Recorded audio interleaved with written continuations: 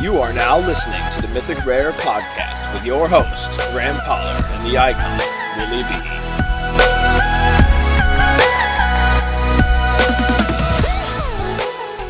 Welcome back to the Mythic Rare podcast. I frankly have absolutely no idea what episode this is, Willie B, but it's Mythic Championship VII epic tournament just winded down. And the only person I think more glued to the TV, more enthralled by the constant action than me is probably the icon Willie B, who we're lucky to be joined with right now. Willie B, what's going on? Oh, nothing much. I'm just still kind of running off that runner's high of that Mythic Championship. It was so good. It was, it was just one of those where the entire time you're watching it, it's like you want to start playing yourself, but at the same time, you're just so engulfed in it. And it just, promotes you to just want to go out there and grind and just see how far you can go. And that's just what Magic is all about. It was just a beautiful sight. It was refreshing to see so many different decks and so much diversity in the tournament with the greatest of the players coming out in the top 8, truly showing that this one, like this meta that's currently out right now, is more about talent rather than just playing by the rules and getting the same deck over and over again. Just look at the draw. It's about pure skill, and it showed because the top dogs truly were the top dogs in this latest Mythic Championship. Amen. You actually made a killer point earlier in there when you said you couldn't figure out if you want to keep watching or you play yourself. Because I just got a one monitor setup going on in my apartment right now, so that is a constant issue. And football was on too, but obviously I prioritized the Magic tournament over football. But had the game Magic going on my laptop, which is interesting because it only works for 45 minutes before my laptop overheats.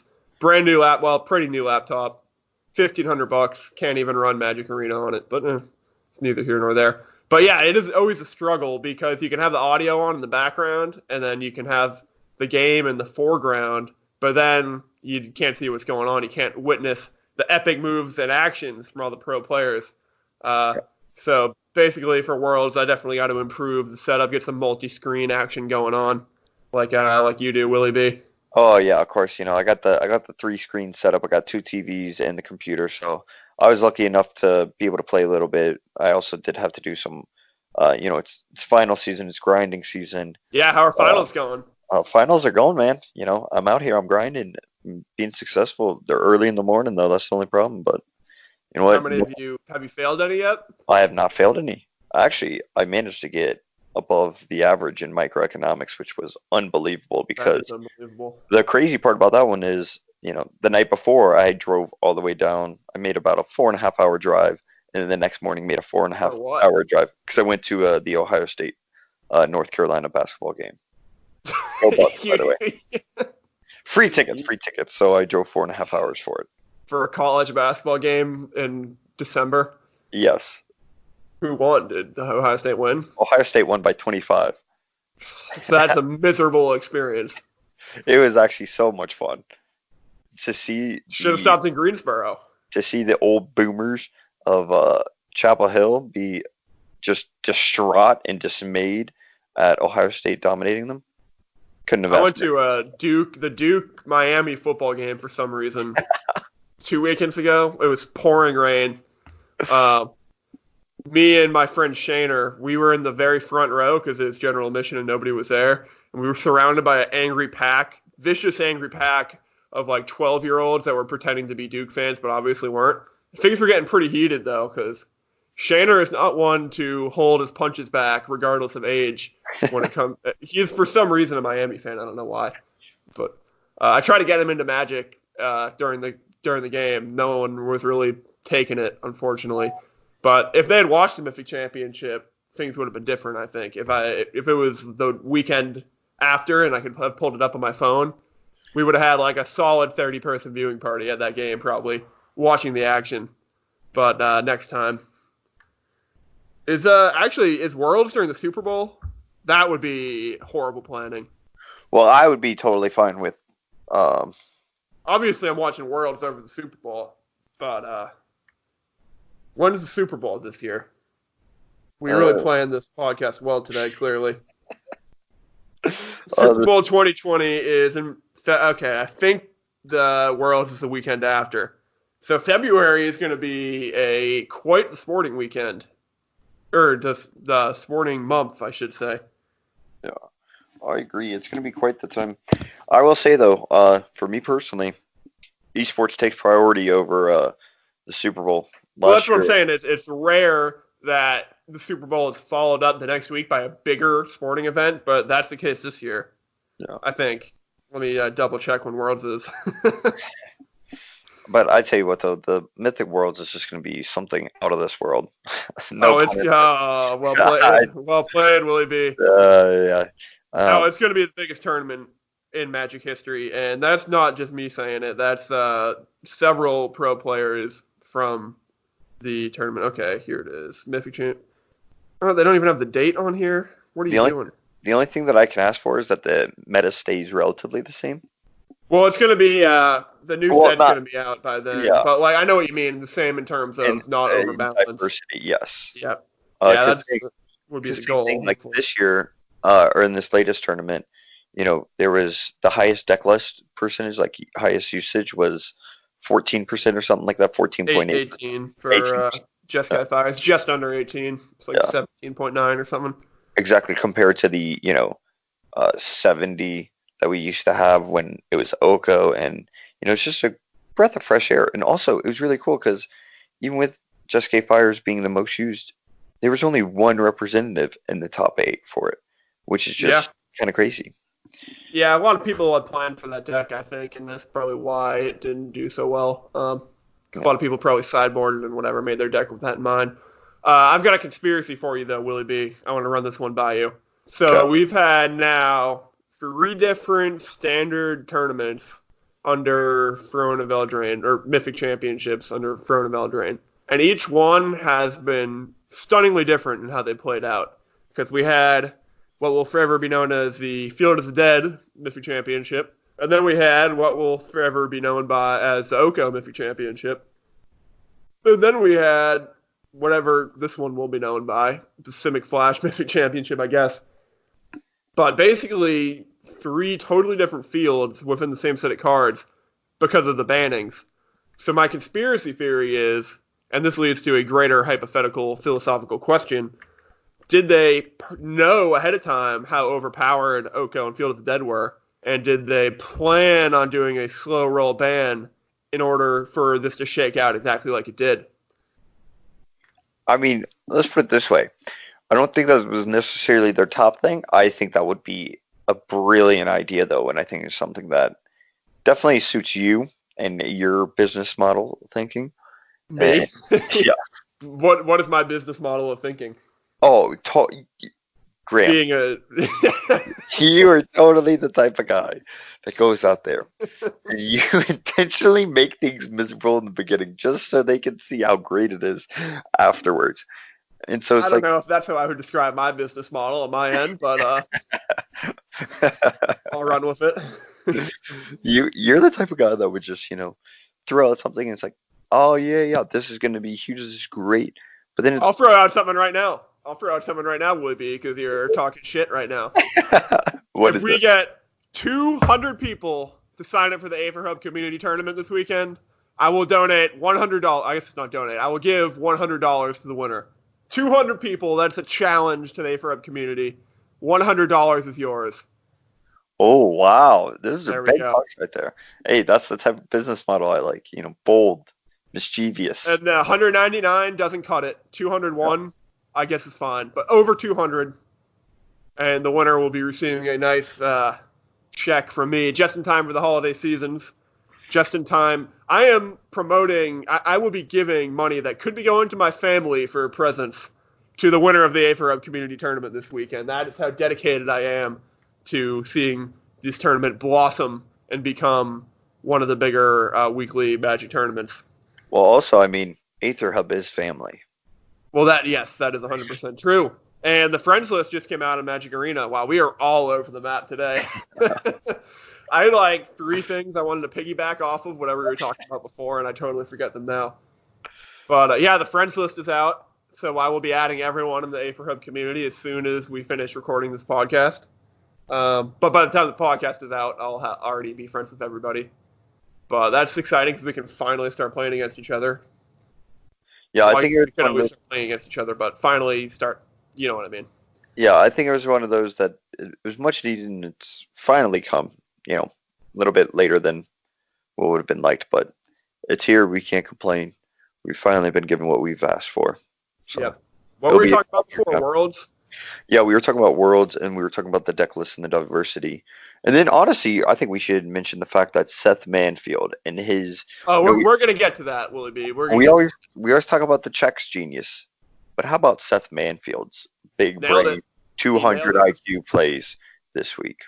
Let's put a spoiler on that and get to that a little bit later. I want to talk about how big of a tournament Worlds is going to be.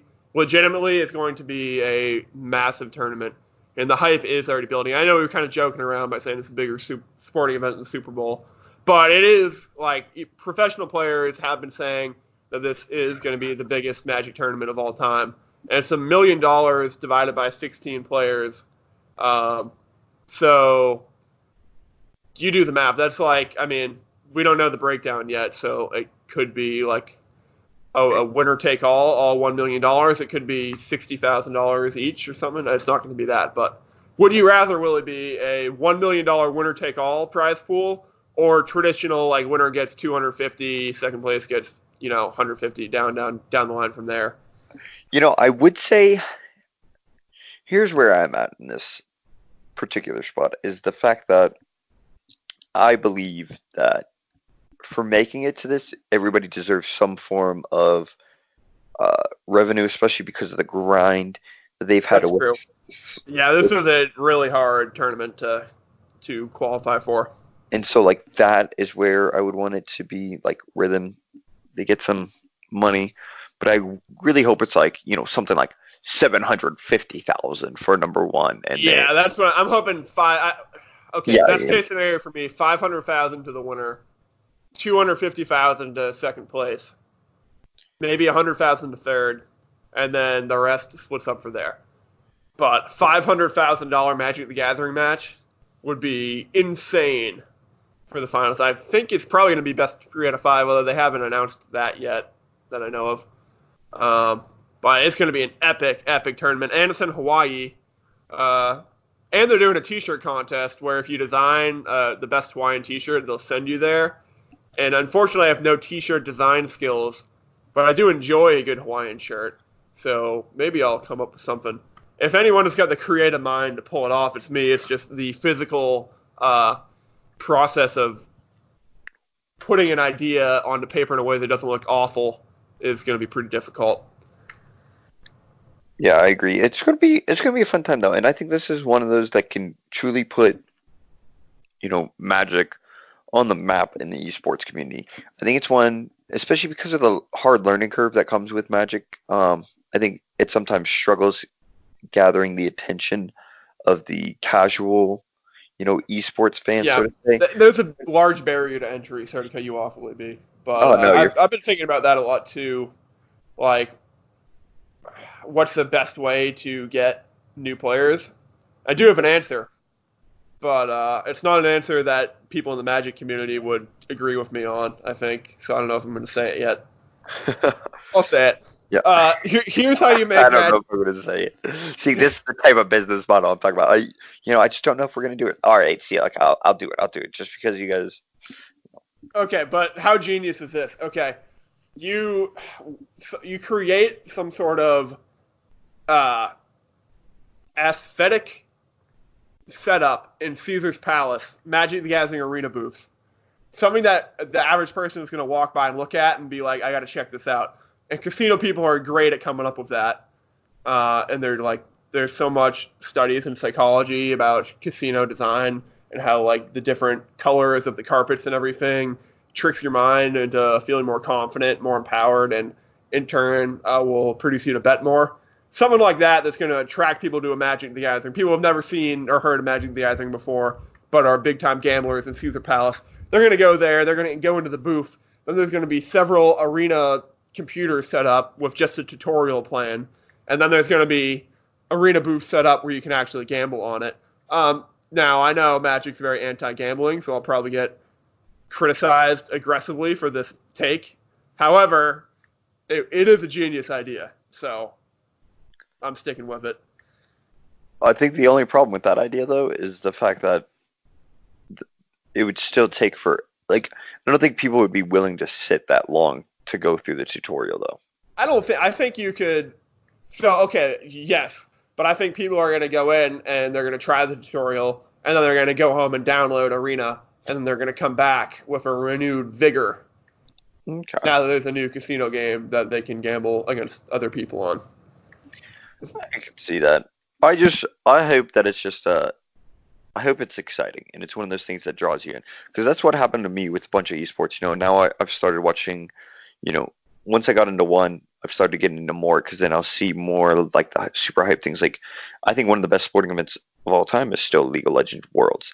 Yeah, Get out of here. I'm not even I kidding. know absolutely nothing about League of Legends World, so The atmosphere that they put on and like some of the production aspects is literally what we've been begging for in the Magic scene. yeah, that sounds awesome. And it is phenomenal. And and they go to Korea and they go to Asia. So like next year it's going to be held in a 52,000 seat stadium. Yeah, that's pretty insane. We were supposed to have an MPL member on. Someone didn't get back to me today, but that is okay because I was going to ask him. This unnamed MPL player has been talking recently about losing his luster for Magic a little bit, losing the passion that he used to have for Magic. And I was going to ask him if that passion would go back in like 2025 if Magic was selling out the Madison Square Garden, or T-Mobile Arena or something, jam-packed, 50,000 fans, all screaming his name. Michael Buffer announcing, calling him out. Got a violin player escorting him. Something I don't know. I could go on forever. We've talked about that way too much this podcast, but I was going to ask him if that was going to renew his vigor for the game. I bet you the answer would have been yes, but we'll never know now. Yeah, I think it's one of those that is just.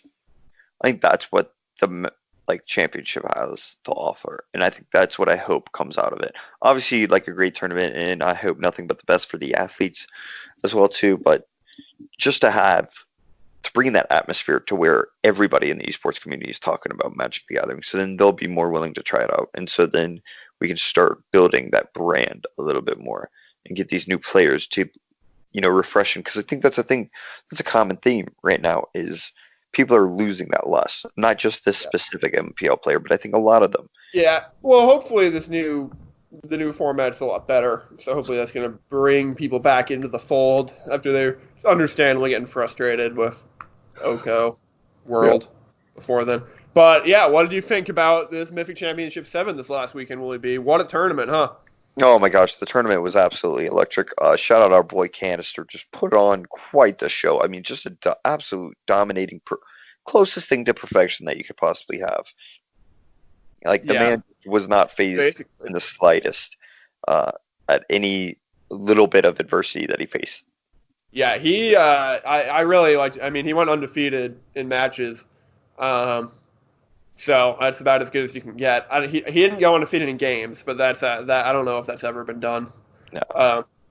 But yeah, I liked what he did a lot playing Jund Sacrifice. Played it incredibly well, and from what I hear, Canister likes the type of decks that require a lot of difficult decision making, a lot of small decisions that accumulate into bigger outcomes, and that's really what the Jund Sacrifice deck is all about. I mean, we saw it a lot throughout that tournament. Like, if anyone watched Brian Braun-Duin's feature match against, I forget who it was against, some MPL player, I'm pretty sure. It was in round 2, I believe, round 2 or 3. And he looked to be dead on board, and then he somehow got through 14 points of damage in one turn by sacrificing enough things to boost Corvald up to like a 14-14. It was one of the craziest turns of Magic I've ever seen. And apparently he had 2 games that were even more exciting off camera, which is ridiculous. So that deck can produce some really exciting moments, which we did see throughout the tournament. I think go ahead.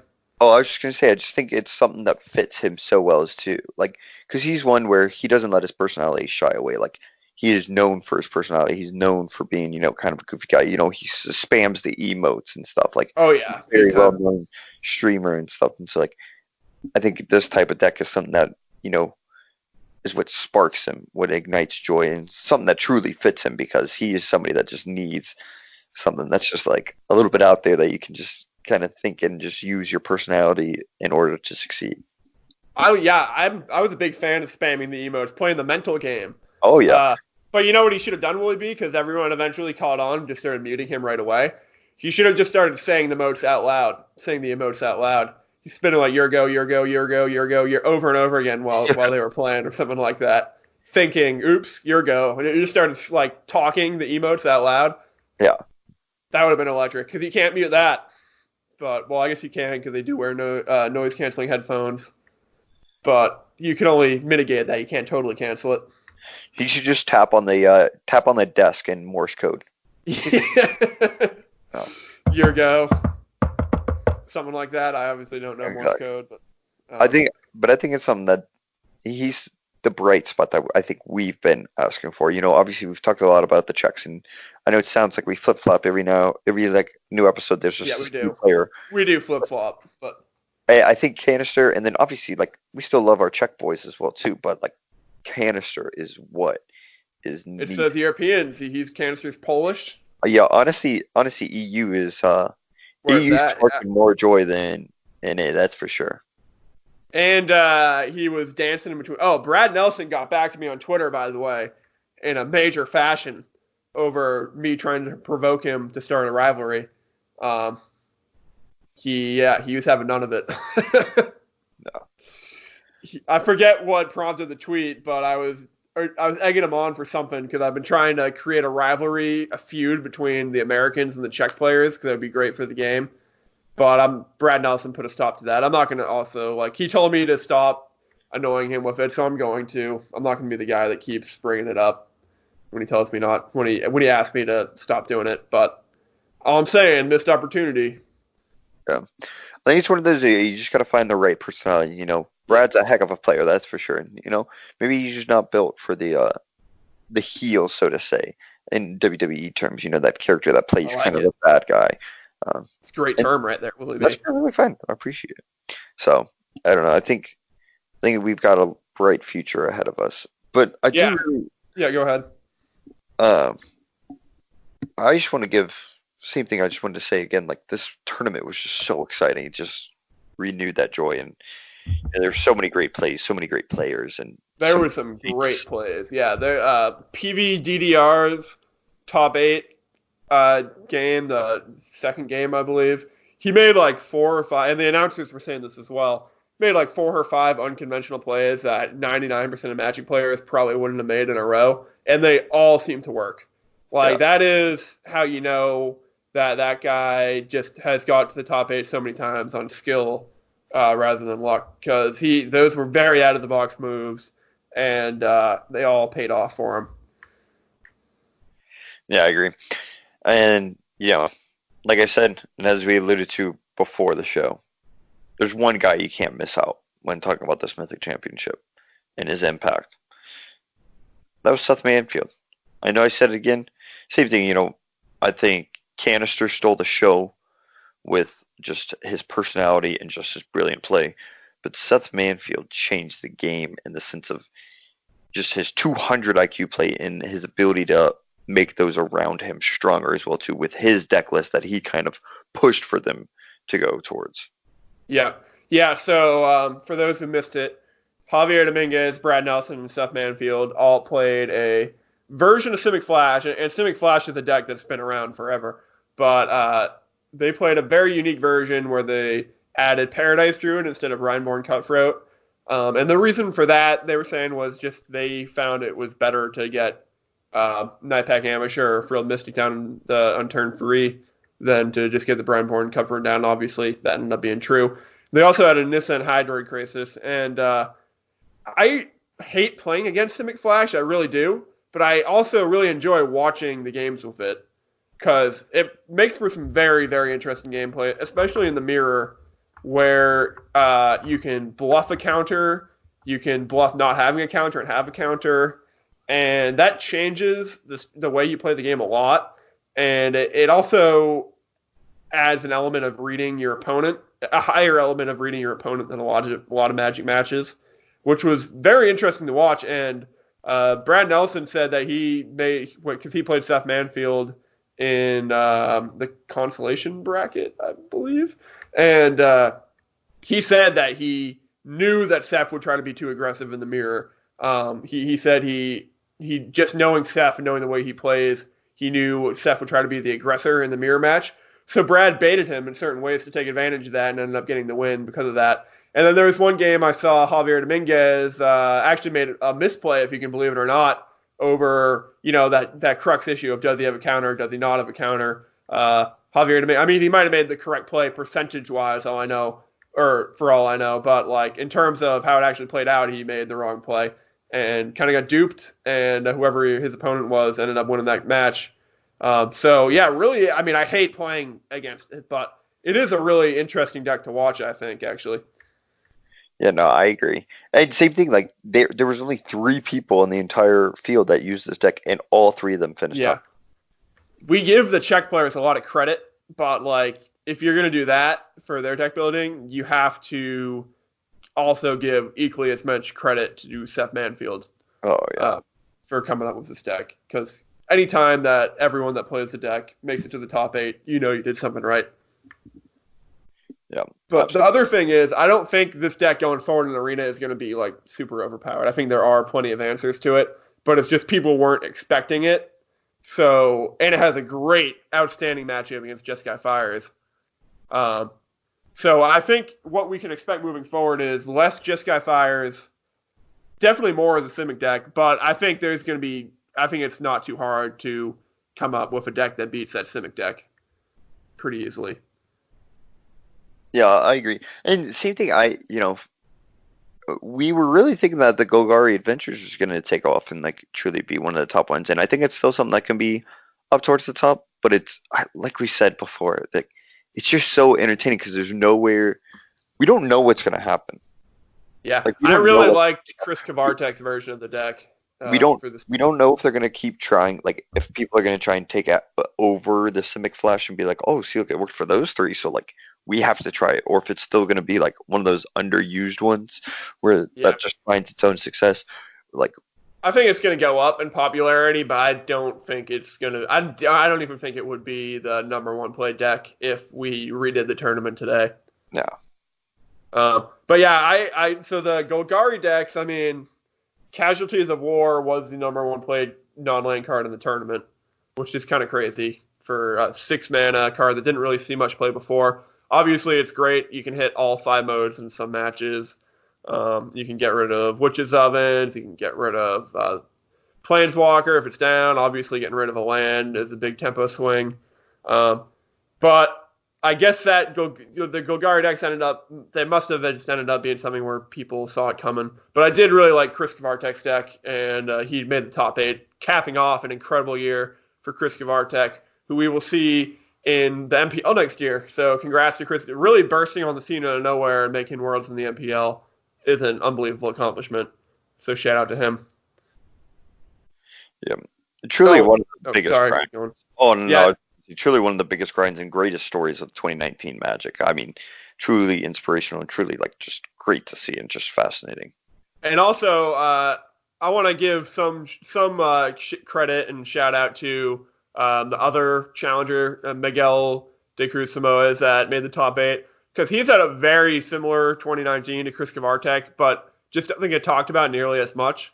Um, Last Mythic Championship, so they both, Chris Kavartek and Miguel de Cruz Samoes, have, I think it's pronounced Samus or something like that, actually.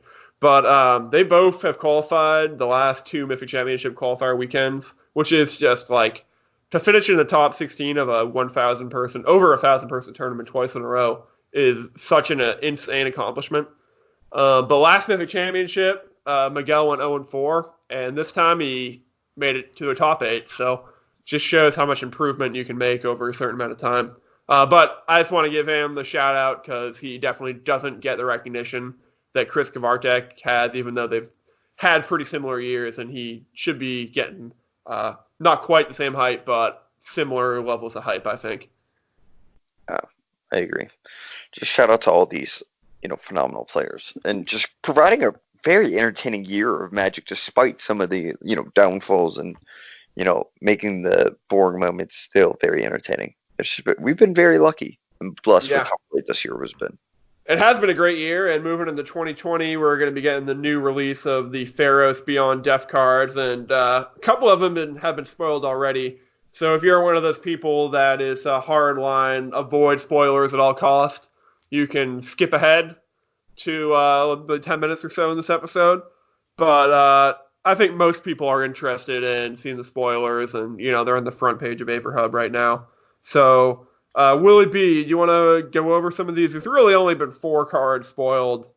There's been the lands, which people are calling the Pokemon lands, and then there's been a couple different art styles revealed.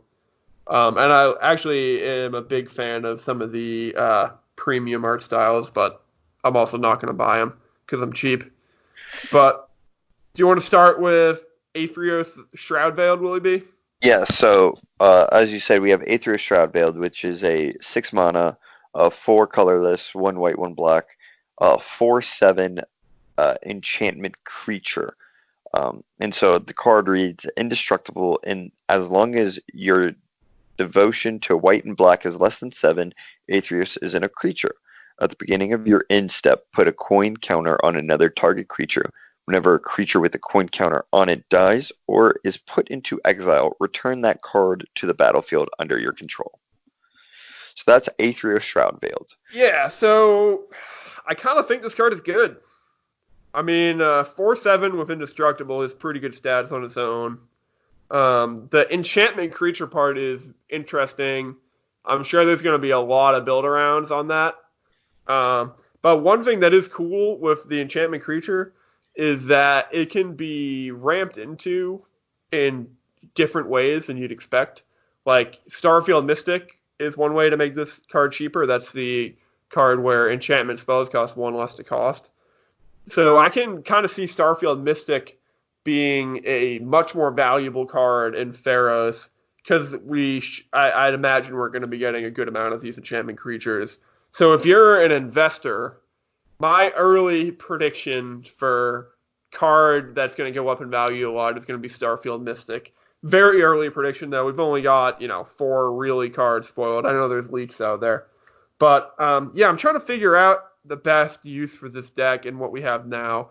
I mean, it's obviously really good in Esper Control Shell. It's really good against Gruul or Mono Green, I would say, because the Indestructible in 4/7 is a pretty insane blocker. And then if you put a coin counter on their creatures and you Kai's Wrath them or whatever, you're going to end up getting their creatures under your control, and that's a game-winning play. So I see this as at least a sideboard card against some of the mono green, more stompy Gruul matchups in your Esper decks. But I think this is going to be a solid playable, and I expect to see a lot of this card in my early opinion. I think it's probably in the right shell. I think this could be a build around. I don't know if it's going to be a build around, but I do see this being a very powerful card in the tournament. All right, what do we got next, Willie B? Next we have Elspeth, Sun's Nemesis, and this is one of those. Oh my gosh, the card looks great. Great art for the premium card. But it is a 4 mana, 2 colorless. I gotta turn the brightness up on my computer. 2 colorless, 2 white. 2 white, yeah. Sorry, I couldn't actually see the colors in that one. And so it's a Planeswalker, and it's on the card. You -1 up to 2 target creatures you control each get +2/+1 until end of turn. For -2, create 2 1/1 white human soldier creature tokens, and for -3, you gain 5 life. Yeah, and then it's also got the escape clause, so that's obviously a new thing they're incorporating for the Theros. And escape is 6 mana total, 4 colorless, 2 white. Exile 4 other cards from your graveyard. You may cast this card for. Okay, so if you exile 4 cards from your graveyard, you can cast this card for 6 mana. So Elspeth is a very interesting planeswalker. 4 mana planeswalker. It's good we haven't seen any 3 mana planeswalkers yet, in my opinion. And it kind of works like a Saga because it's got no plus ability and no way to plus it from the card itself. I don't really think you're going to be using the -3 ability that often. I kind of think the -1 ability is what you're going to be going for here. Or the -2 could be good too for certain decks. This is looking like it's going to be a deck and or a card for some sort of mono white weenies deck or some sort of Celestia tokens deck is my initial impression. And it's good if you have a proliferate shell, you can use it more too. I kind of think you go -2, -2, -1, so for 4 mana you can get 4 1/1s and then buff them up. That's not bad. I'm not totally in love with this card in terms of power level yet, but I could be way wrong on that. So we'll just have to see what other cards are built around it. If there's some really good tokens deck, then obviously this card is going to be a staple in that. Yeah, I agree. And then last but not least, for the third and final card, the same thing. This has two different versions of it, like for the drawings, is Ashiok Nightmare Muse, who's a 5 mana, 3 colorless, 1 blue, 1 black. Black. Yeah, sorry. You're struggling, Willie B. Yeah. I keep my brightness on my computer down because I'm just so used to trying to conserve energy or matter. So, and then it has a +1, create a 2/3 blue and black nightmare creature token with whenever this creature attacks or blocks each opponent, exiles the top 2 cards of their library, and then -3, return target non-land permanent to its owner's hand. Then that player exiles a card from their hand. And then for -7, you may cast up to 3 face-up cards your opponents own from exile without paying their mana costs. Yeah, so really interesting card here. I think the best ability is the -3 ability. And presumably you play this in when they don't if they don't have any cards in hand, you can destroy any non-land permanent, essentially, is what that says. So if you're playing a discard shell or some sort of Dimir discard deck, which are becoming slightly more popular, then that is a really good ability. The +1 ability, just +1 for a 2/3 is pretty good, honestly. The clause of when it attacks, they exile the top 2 cards of their library is really kind of only relevant to me if you can get the ultimate off. But the ultimate also works with cards like Yarok's Fenlurker, which is the 2 mana 1/1 where whenever you play it, they need to exile a card from their hand. So yeah, this is a good. It seems like a good card. It seems like just honestly the ability to create a 2/3. It's better than Liliana's ability to create a 2/2 zombie, and it's cheaper by 1 mana. So I guess that's good because the 2/3 is going to be a good blocker. But like I said, I think the minus ability is really where this card is going to end up making its money. And then the ultimate, the thing about playing cards from your opponent's deck is that sometimes those cards just are not useful in your deck at all. So sometimes they are really good, but sometimes that can be a little hit or miss depending on, how your deck is structured and how their deck is structured. So yeah, I think you're going to be playing the -3 the most from this card would be my prediction. Yeah, I agree. I think it'll bring up some interesting moments, especially because of how so for Elspeth, it's just a -1, -2, -3. Yeah, that is kind of unique. +1, -3, -7. So it really is going to depend on the type of play. This is one card where it's can be played in so many different ways depending on this style of player as well too. So I think the best cards that are designed are cards that lead to multiple decisions. Because I think in competitive play, one of the most interesting things in competitive Magic is looking at a board state and thinking the move that you would do, and then seeing a professional player do a completely different move that you didn't even think of. So I like cards that provide a lot of kind of different opinions or not opinions, different options of play. So, where the different possibilities, you could go one way with the play, and then you can go a different way with the play and have total different outcomes.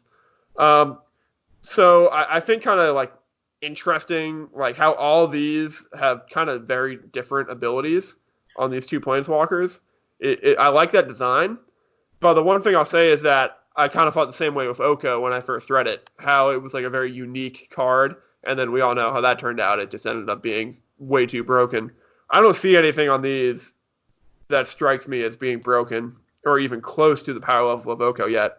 But like when I saw Oko, when I read Oko the first time, I think this is the same with a lot of people. Like everyone was like, "Oh, this card's good." Nobody knew how, or I shouldn't say nobody, but I don't think many people really realized how format breaking that card was going to be. So like you never know is my greater point with these cards. So, but I do overall, I would give the spoiler so far a hard A minus, I think. Yeah, I think that so far with these three cards that we've been able to see, also the art on it, A plus easily. Great art, yeah.